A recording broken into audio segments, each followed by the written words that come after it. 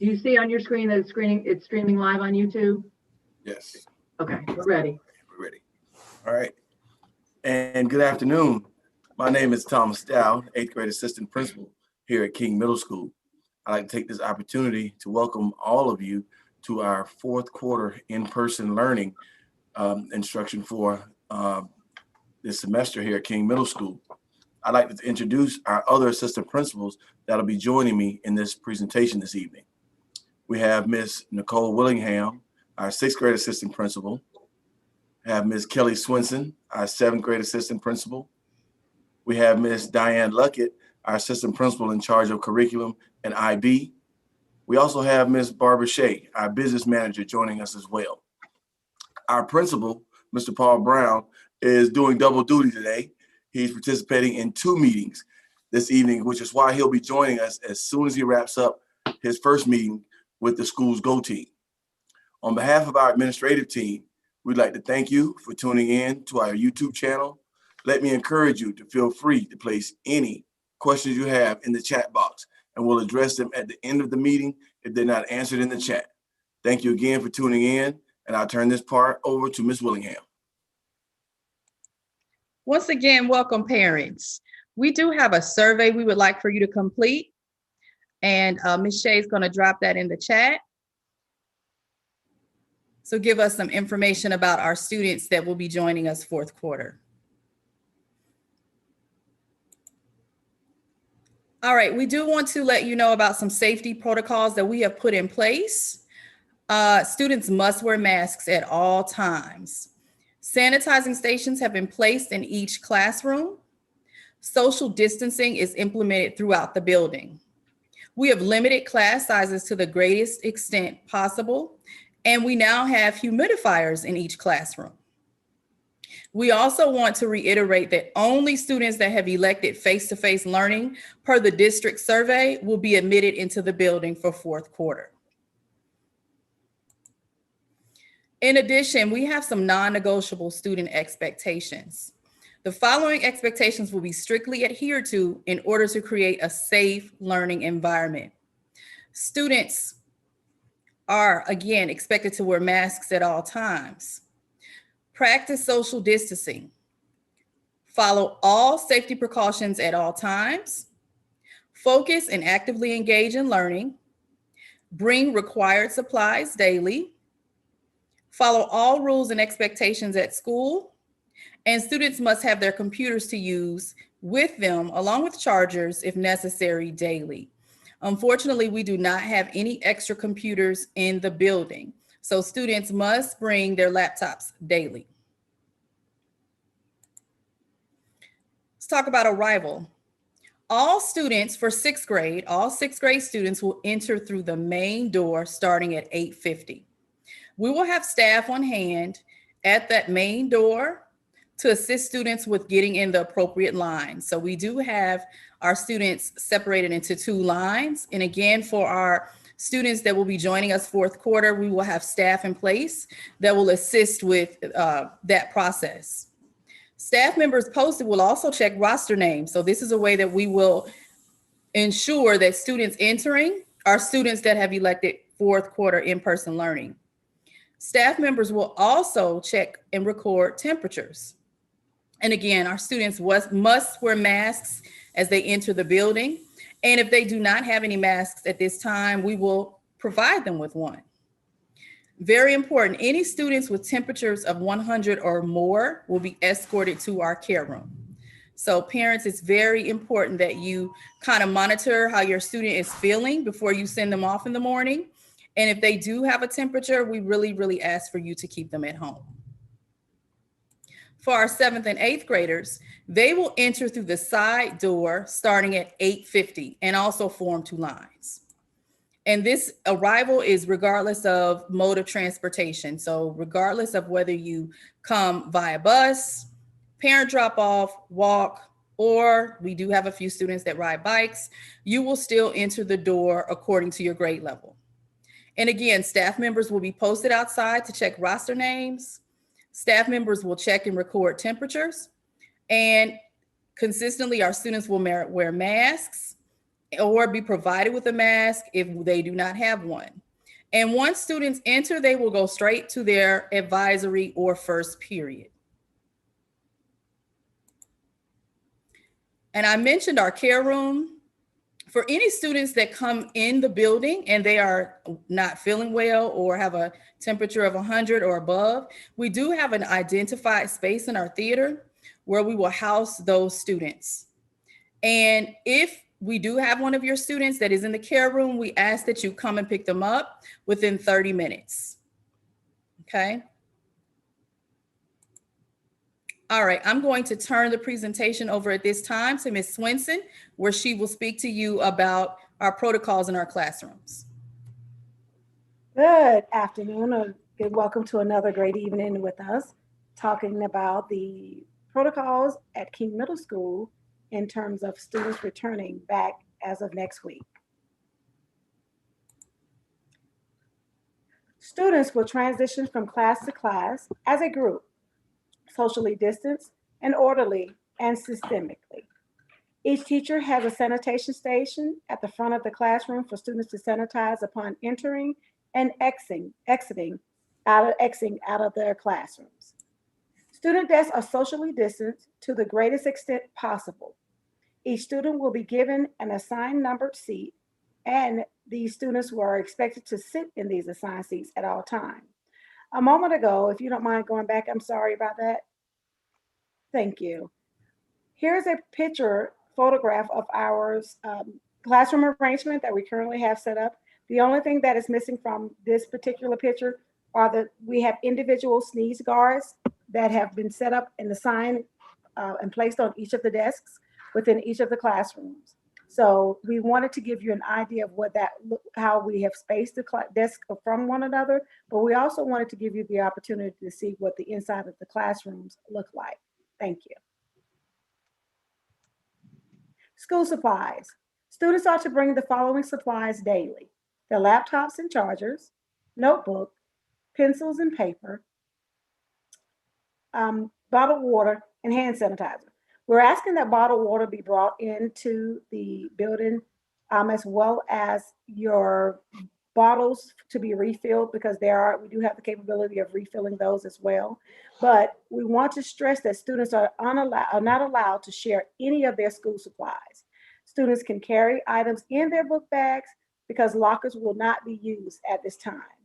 We do not have any additional computers or cords for students that do not have working technology. So we want to make sure that if that is the case that you have to deal with, please be sure to let us know so that way we can work through those challenges. But at this time, we do not have any additional computers available for students that do not have computers that aren't working. Simultaneous teaching. Our teachers will be teaching virtual students and in-person students simultaneously. This will be a balancing act that will be beneficial for students and our teachers. Simultaneous teaching in-person learning expectations. Bring computer, chargers, and instructional supplies daily. Complete all assignments within allotted time. Work collaboratively with virtual paired partners. Ask questions for clarity and understanding.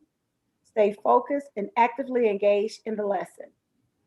Please be patient with our teacher as they learn this balancing act of teaching both students that are in person as well as those that are home and learning virtually throughout the metropolitan area. Breakfast and lunch.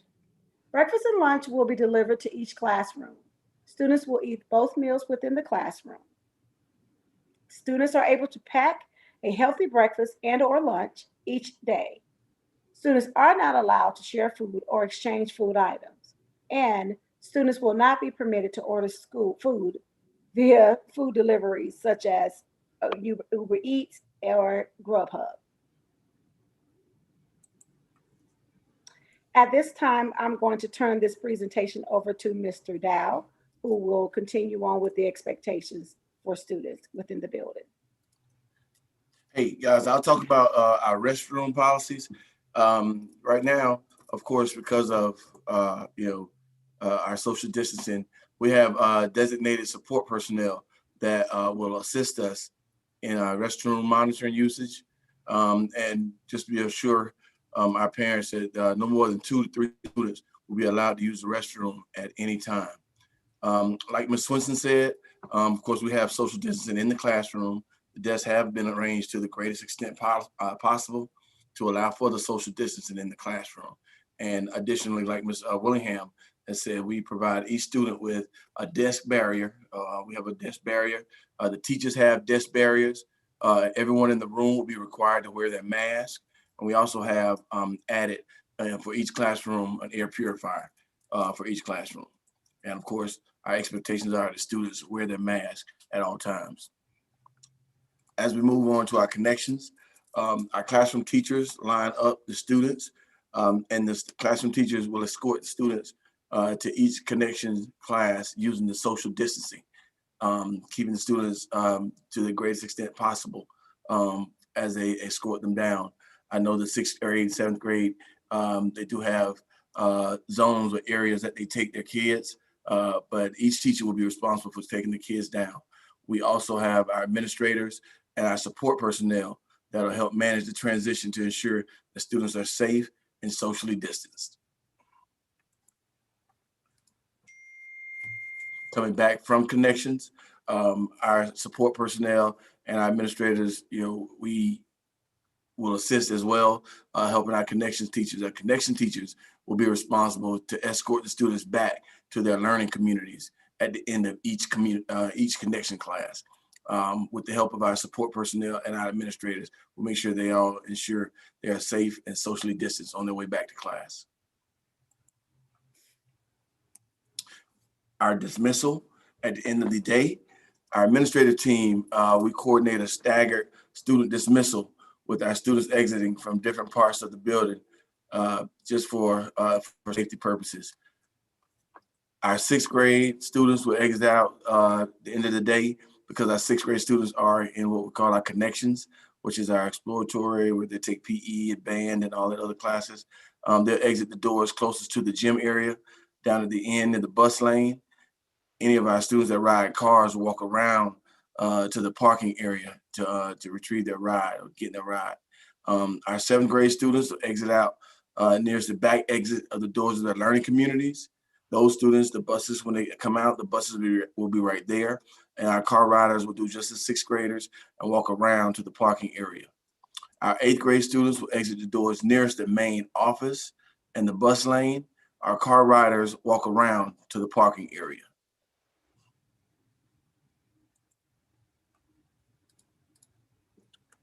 And parents, it's just critical. Just know as you as your child is leaving to come to school, just kind of give them like a once over. Just check them to see if they're feeling okay, see if they're well enough to come to school. If they're experiencing any COVID-19 symptoms, or if they've exposed or been exposed to anyone that have been confirmed positive, please keep them home. Please keep them. Please screen them daily. Of course, kids, they are all around, they're in and out. So just kind of monitor them daily for any symptoms. And if you see any type of symptoms, please just keep them home.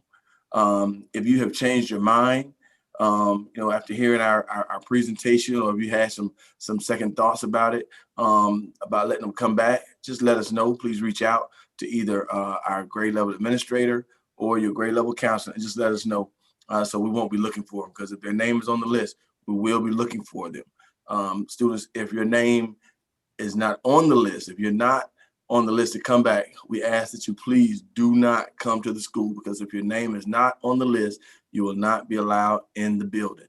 We will have someone there. We'll contact your parents, or if your parents, we will be contacting you if you drop your child off and their name is not on our list. So if your name is not on the list, please do not come to the school. I'll now turn it over to Mrs. Willingham to talk about dress code. Actually, that's going to be Miss Lucky. I apologize, Ms. No Lucky. problem. No problem. Just want to say good evening to everyone. I will be sharing information with you tonight about our dress code, as well as COVID-19 surveillance testing. So let's start with our dress code. Students are expected to dress in a manner that's consistent with the basic education mission of Atlanta Public Schools and to avoid disruption of the instructional process, violation of health and safety standards, and offense of common standards of decency. In-person students are expected to adhere to King Middle School's dress code as posted on our school website. Students in violation of the dress code policy will be required to call a parent to come up to the school to bring a change of clothing. Please, parents and students, please refer to our King Middle School dress code document for more specific details. Let's continue to talk about the dress code and our expectations. So clothing, hairstyle, and jewelry must not be distracting or cause any type of disruption or constitute a health or safety hazard. Clothing, including spirit wear, must be modest and of appropriate length and fit. Extremely tight clothing or baggy clothing, oversized clothing is not permitted. Clothing and or jewelry must not contain words or symbols that are gang related, offensive, insulting, embarrassing, sexually suggestive, obscene, or promote illegal behavior. We don't want to see any type of clothing or jewelry that contains any of those words or symbols. Let's continue with our dress code expectations. Clothing and jewelry must not contain any advertisement or display of words or symbols associated with alcohol, illegal drugs, or tobacco. Appropriate undergarments must be worn at all times and must not be visible. Caps, hats, head wraps, bandanas, hoods, and other head coverings must not be worn in the school building during the school day unless there's a special activity or for religious purposes where they are deemed appropriate by our school principal. Now I'd like to share with you information about COVID-19 surveillance testing. So first of all, what is surveillance testing? COVID-19 surveillance testing is a non-diagnostic COVID test that detects the presence of COVID-19, even in individuals who may be asymptomatic. Why surveillance testing? Atlanta Public Schools is continuing its effort to keep everyone in our schools and our buildings safe. The benefits of surveillance testing include allowing APS to test, receive test results within 24 hours, and notify individuals of clinically sufficient reading before coming to school or work. The success of this strategy and the district's ability to return and keep students in school is based on a high level of staff and student participation. So we're encouraging parents. We did send home a COVID-19 surveillance letter. It was in your packet that we mailed home to you. We are encouraging you to consider allowing your child to participate in surveillance testing. So let's learn more about COVID-19 surveillance testing. Who will be tested? APS staff and students. While participation in surveillance testing, it is not required for students, but it is strongly encouraged for students who are attending in-person learning. So it is not a requirement, but it's strongly encouraged. When surveillance testing will be offered at King Middle School on a weekly basis, that's every Monday, to all students and staff. Students will need to have completed the permission slip to be tested. Again, we mailed that surveillance testing permission slip to you in your packet, and we sent that out to all students who would be returning to in-person learning on March 22nd. Are you All right. about done? At this time, are there any We are at the questions start. for our team?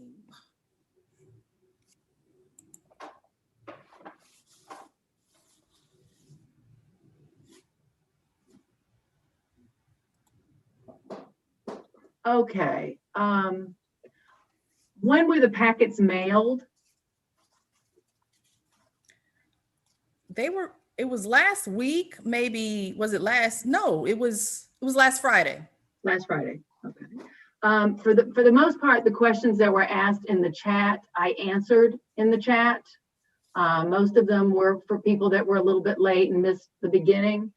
I can go over some of them, like where are the desks that will be cleaned by the teachers between classes? That was a question. The one thing that didn't work is the link we put in the chat. So I've put in the chat that we're going to put the link in their Google Classrooms tomorrow. So I'll send that out right after this meeting to the teachers and ask them to put it in their Google Classrooms for the parents to access, because for some reason it was not a live link in the YouTube chat room. Okay. So that's really all, because most of the questions were easily answered. We don't have to wear a uniform. If you sign up for in-person and at any time you feel uncomfortable, is it okay to go back to virtual? And the answer, of course, is yes, it's okay to go back to virtual. Please let your counselor know. We have a parent who did not receive a packet. If she sends us, if Ms. Jenkins, if you hear me, if you just put your email in the chat, I'll be happy to send you a packet. Otherwise, we can reach out to Ms. Jenkins who didn't get a packet. But really, that's all. That's all I have from the chat. Any questions that were asked, I attempted to answer. Ms. Shea, can you ask Ms. Jenkins her child's name? Ms. Jenkins, what is your child's name? We do have a question that I did not answer. Thank you so much, Ms. Sanders. The grade levels, the kids returning by grade level, the numbers. Do you guys have your numbers for 6th, 7th, and 8th grade? 6th grade, we'll have about a total with Yeah, the just- ones yeah. coming. It's a little over 100 for And 6th grade. that includes the ones that are already here? Yes. Okay, so about 100 total 6th graders will be in the building. Ms. Swinson, 7th?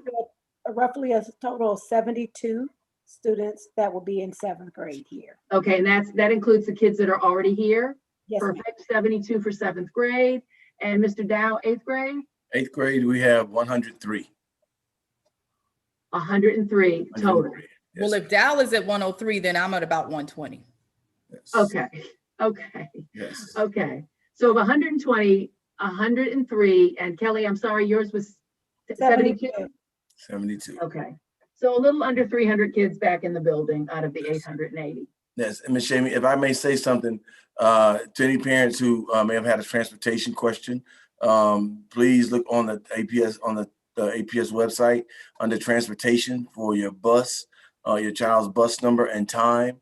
If your child is not a 6th grader, if they're a 7th or 8th grader, they will ride probably the same bus and get on at the same bus stop. If they're a 6th grader, I encourage you to pull up the bus information and look at the information according to where you live. It's probably not going to be that bus number, because our buses, sometimes they don't have, the buses break down, so it won't be the same bus number, but we'll be at that same stop. But they will be there, and you can look for them on Monday. Thank you, Mr. Dow. Thank you.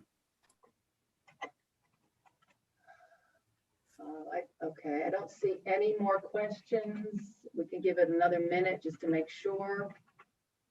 I'm just putting my email address in the chat for anybody that wants us to email them a packet. Okay, I don't, the last question, thank you, Ms. Sanders, was about grades, numbers per grade, and I don't see anything else. So I think we can bring this to a close.